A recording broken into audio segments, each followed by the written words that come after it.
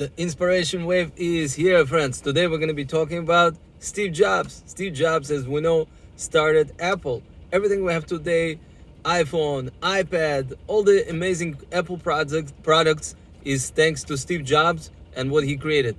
Now, some of you might know that in 1985, he got kicked out from Apple. He got kicked out from his own company. Can you imagine this? This is like raising a child, putting everything you got into him, and then one day waking up feeling like your own child betrayed you. But so interesting, about 20 years later, he gave a speech at the Stanford University, became one of the most well-known speeches of all times, and where he spoke about connecting the dots.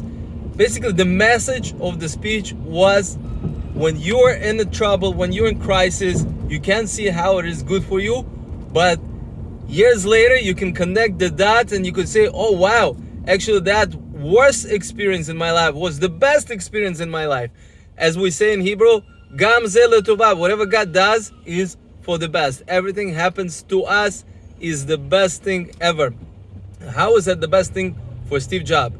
After he left Apple, he started two new companies. One was called Next, and the other one was called Pixar, right? The one that made Toy Story. He also attributed this failure. He said, because of that, I met my wife. Friends, can you imagine? He said also that because of this very unfortunate experience, he learned to be more patient. He learned how to manage teams better.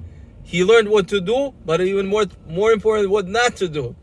And he basically told all the graduates of that year at Stanford and all the people that were watching the speech later on, Gam ze letovah. He didn't say that the same way, but that's the message. Everything that happens to us is not really happening to us, it's happening for us.